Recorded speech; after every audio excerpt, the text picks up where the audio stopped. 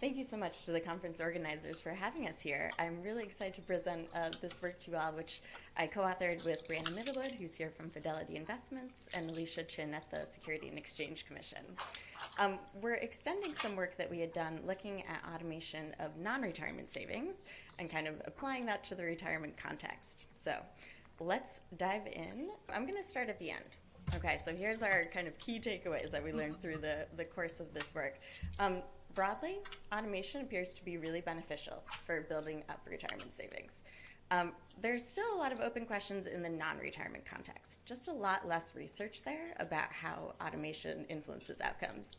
And there's a different decision architecture, right? The components of non-retirement savings that you might automate are just going to look different. There's a fair amount of research on demographic differences in how automation interacts to produce these outcomes, but there's not as much out there on psychological factors, how time preferences or orientation towards savings might interact with automation. We've got a solid set of research on longitudinal outcomes, looking a couple of years after enrollment into a retirement savings account, what our balance is over time. But we know less about life cycle outcomes, the things that we actually care about building up those balances for. Are people retiring when they want to retire? Do they have the ability to cover their expenses in retirement? Things of that nature. And there's also a lot of interesting questions about policy. There's been a lot of changes recently that connect with automation to retirement. And so we'll have to see how that all plays out.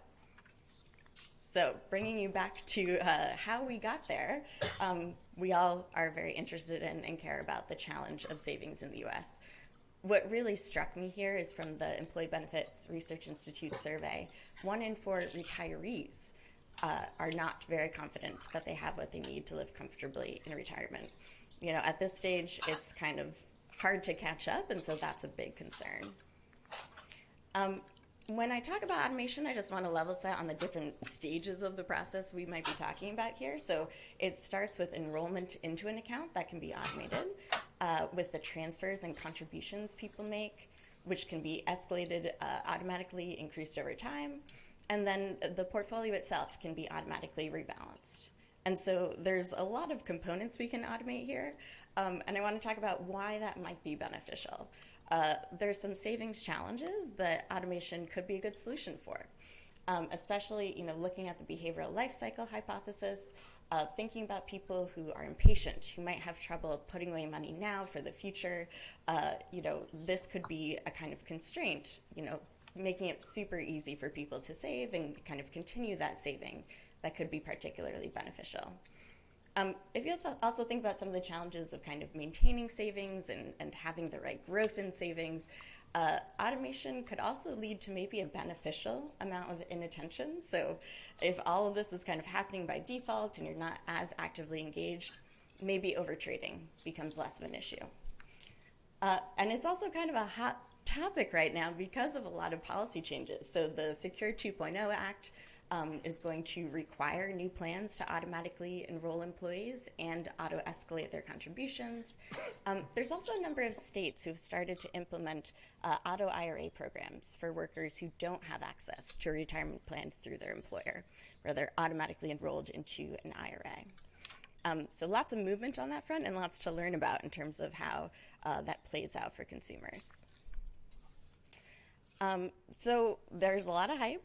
We wanted to dig into, is it warranted? What do we know so far about these benefits of automation?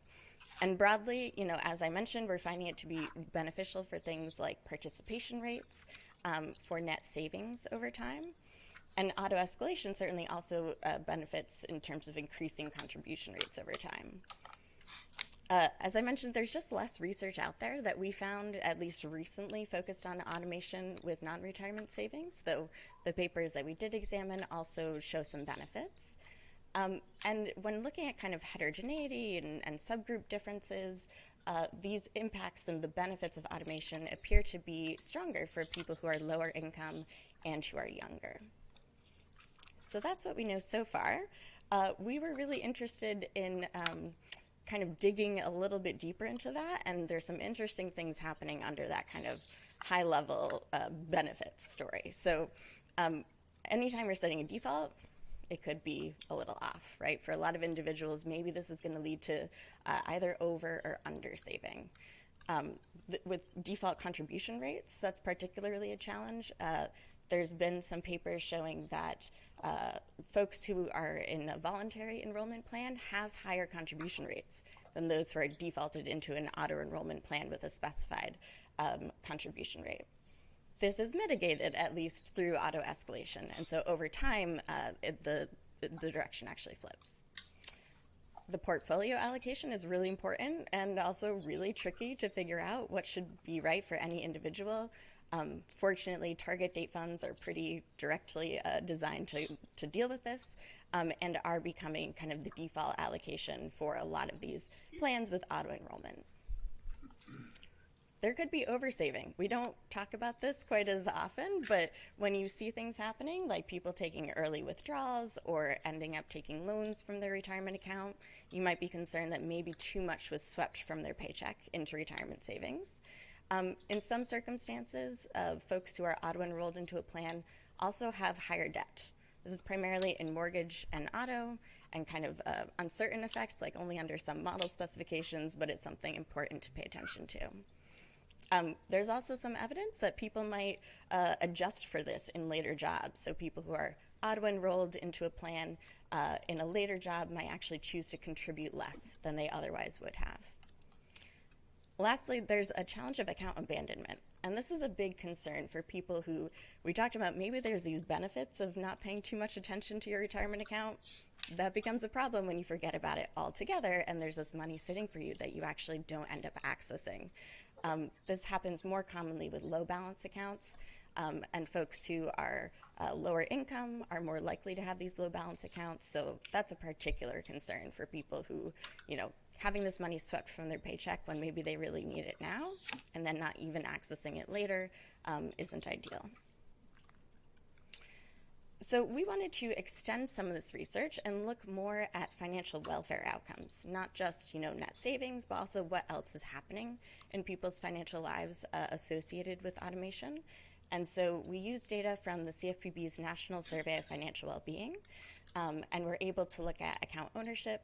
We're able to look at whether people automate contributions into these accounts, both retirement and non-retirement savings, and who they are. So what I want to call out here is a couple things. First, there doesn't seem to be an automator type. Plenty of people who are automating into one type of account and not into another. And also the kind of correlations with who is engaging in automation. It certainly differs, with account ownership. Account ownership really differs by race, by education, employment, and balances. So the analysis we did here really focused in on connecting automation with time preferences. I mentioned earlier there's just not as much research on the interaction with psychological factors and outcomes with automation, and so this was like something interesting for us to look at. What you're seeing here in the charts are our results for non-retirement savings.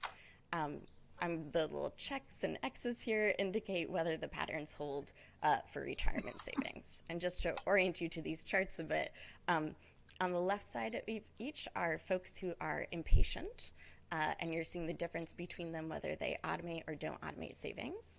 On the right side are people who we classify as patient, and so the four outcomes we're looking at here are liquid savings, subjective financial well-being, the ability to weather a shock, and ease in covering monthly expenses. And so what we see overall is the dark bars of folks who are automating are always higher, right? So there seems to be an association with better outcomes for folks who automate. That lift in outcomes appears to be greater for folks who are impatient. So you see a bigger difference between those light bars and the dark bars for people on the left side of these charts who are impatient. And this is consistent with the behavioral life cycle hypothesis. We found all four of these outcomes had this kind of association for non-retirement savings. When it comes to retirement savings, only liquid savings and the ability to weather a shock showed this pattern, so a little bit more limited. So just to wrap up here, on the whole, although we talked about some drawbacks, automation does appear to be beneficial for people, both in terms of, enrollment, participation, net savings, but also several other financial outcomes. We need to know more about things beyond these proximate outcomes, though. We're only just getting started learning about how these balances translate into these other outcomes in retirement. And ironically, these impacts, as I mentioned, are greater for folks who are younger and lower income, also the folks who are less likely to have access to these accounts where automation is happening. So that's unfortunate. Lots left to learn on what is driving these differences that I shared between automation into retirement and into non-retirement accounts. We need to know more about long-run benefits and these policy changes with the Secure 2.0 Act and with these state-sponsored auto IRAs. We're only starting to get some evidence about these state programs like the Oregon Saves program, but lots left to learn. So I think a lot of interesting research to come from that. Thank you very much.